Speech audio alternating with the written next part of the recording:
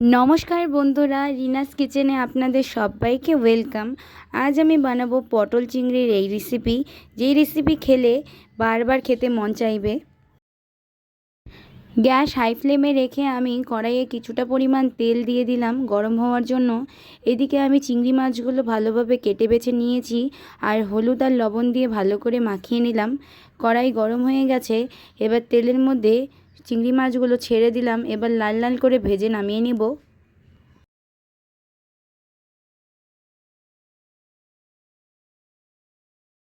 চিংড়ি মাছগুলো ভাজা হয়ে গেছে, এবার নামিয়ে নিচ্ছি।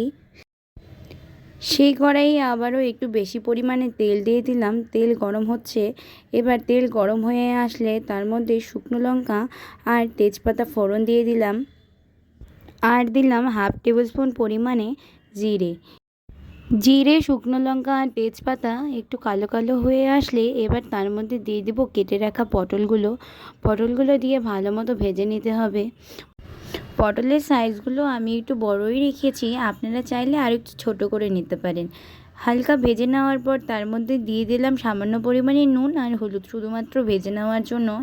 এবার আবারও ভালো করে নেড়েচেড়ে নিয়ে এবার ঢেকে দিলাম। 5 মিনিটের মতো ঢেকে দিয়েছিলাম। এবার অনেকটাই পটল ভাজা হয়ে গেছে। এইবার দিয়ে দেব বড় বড় করে কেটে রাখা আলু, দিয়ে আবারও কিছুক্ষণ ভালো মতো ভেজে নেব।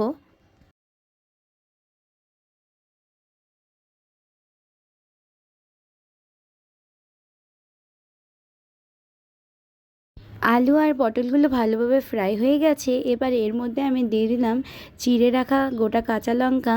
এর মধ্যে এবার আমি মশলাগুলো অ্যাড করব।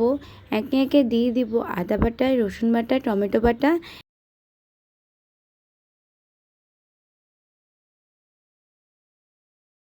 এইবার আমি শুকনো মশলাগুলো অ্যাড করছি। দিয়ে দিলাম হলুদ গুঁড়ো, দিয়ে দিলাম শুকনো লঙ্কা গুঁড়ো, এরপরে দিয়ে দিচ্ছি ধনে গুঁড়ো আর দিব জিরে গুঁড়ো। দিয়ে এবার আবারও ভালো মতো কিছুক্ষণ নেড়েচেড়ে নিয়ে কষিয়ে নেব মশলার সাথে আলু আর পটল। আলু আর পটলের সাথে ভালোভাবে মশলাগুলো 2 মিনিট ধরে কষিয়ে নেওয়ার পর এরপর দিয়ে দিচ্ছি ভেজে রাখা চিংড়ি মাছগুলো। চিংড়ি মাছগুলো দেওয়ার পর আবারও 2-3 মিনিট ভালোভাবে ভেজে নেব।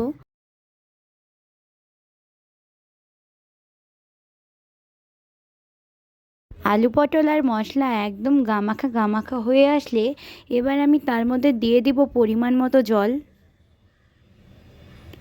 খুব বেশি যেহেতু ঝোল হবে না, গ্রেভি থাকবে, তাই জন্য খুব একটা বেশি জল দেওয়ার প্রয়োজন নেই। জল দেওয়ার পর ঝোল আরও 5 মিনিট আমি ভালো মতো ফুটিয়ে নিয়ে তার মধ্যে আমি গরম মশলা অ্যাড করে দিয়েছি। একটু নাড়াচাড়া করে নামিয়ে নিলেই চিংড়ি পটলের রেসিপি তৈরি।